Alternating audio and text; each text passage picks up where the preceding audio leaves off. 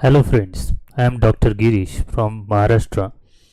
I would like to present a slideshow which is entitled as Significance of Body Language. As you know that we generally communicate in both the ways. Most of the time it is observed that our communication it can be divided into two broad categories. One is verbal and other is non-verbal, and body language is a part and parcel of this non-verbal communication. Let's see what is the significance of body language and how it works for the positive communication and effective communication and long lasting impression during our day-to-day life. Let's see. What is communication? The simplest definition is that communication is only a kind of an activity which can happen between two different ends. One is the giver and other is the receiver. One is the speaker and other is the listener. One way communication cannot be considered as an factual one or realistic one. Here you will find out a pie graph is there.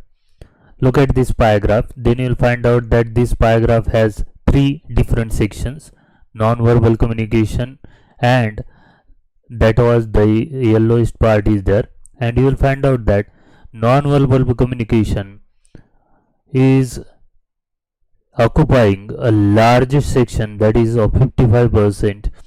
Non-verbal communication took place in our day-to-day life, whereas you will find out that the verbal communication means the communication which includes the words or the vocabulary or the word power is used here. So you can easily find out the difference between non-verbal and verbal communication.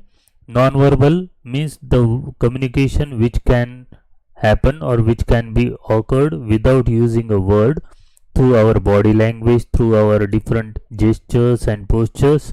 And so the 55% is the largest amount of, you can say, part of communication which took place, and this paragraph is quite enough to prove the fact that our non-verbal communication is very important. Now let's see what is this non-verbal communication. Yes friends, you are well familiar with these three monkeys. Obviously these are the three monkeys which reminds you about the teaching given by Mahatma Gandhi. Mahatma Gandhi has illustrated the messages of life through these three monkeys.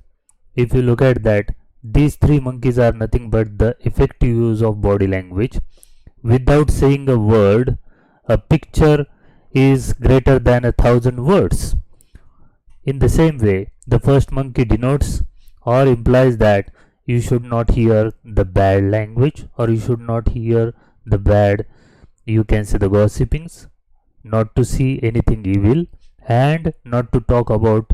The third monkey is talking about, the third monkey is indicating that you should not talk about evil of others. So that is the best way of body language. Now we'll see what is this body language all about. Anything, any type of communication without using any words, whatever your arms and legs are used in case of body language. Then head, look at that person, he is nodding his head, and which indicates the positive as well as the negative sign. Then you will find out the facial expression. This is very important. Facial expressions plays a very significant role in case of communicating with the other person. And gestures. In the world of WhatsApp, nowadays we are using these gestures a lot. Emojis are there, and all these are nothing but the body language that we want to communicate through our message. Our messages become effective with the help of this body language. What are the common gestures? The common gestures are nothing but as follows. One is shaking your hands in order to greet a stranger or an unfamiliar person and making a kind of a bow down. Nowadays shake hand is very dangerous in COVID effect, so we are using namaste, that is also a kind of a gesture. Then somebody is raising the shoulders, what it indicates? That is IDK, that is I don't know, that indicates also a common gestures. Look at that, V for victory. Obviously politicians and the players and so many competitors, they generally express their confidence through the way of this kind of a gestures. So these are the common gestures. At the end of the slideshow, I would like to give you some tips for positive body language, that is do's and don'ts. What are these do's and don'ts? Look at the first one is keep your head up, give smile, then keep your legs apart and hands open, that is indicating a kind of an acceptance from the part of the listener. Then you will find out that when you are nodding your head, as I already told you, you should nod your head whenever necessary. When the students are nodding their head in a positive manner, then obviously it gives a kind of an encouragement and an impetuous boost to the speaker or the teacher. What you should try to avoid in order to communicate positively means that is nothing but the list of don'ts. Don't cross your legs and arms, because it creates a kind of an hindrance or an obstacle in between the speaker and the listener, the giver and the receiver. So never sit cross-legged or cross-armed. Don't slouch, because slouching is indicating a kind of a posture which expresses your laziness and your disinterestedness in the speaker's activities or in the speaker's speech. Don't tap your legs. Some people are habitual to do that things, knowingly or unknowingly they go on tapping their legs, so that is not a good sign, or that is not a positive body language at all. Don't intervene your fingers. Most of the time it is found out the people are interested to make this kind of a gestures. Okay, that is nothing but intervening their fingers.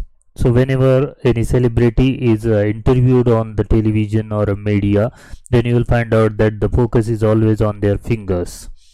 So don't intervene your fingers. If you follow all these tips in your day-to-day life, obviously you will be a good communicator. So rely on the body language and you will learn a lot of things, and you will have a long lasting impression on the receiver and the speaker as well, if you are following the positive body language. Thank you very much.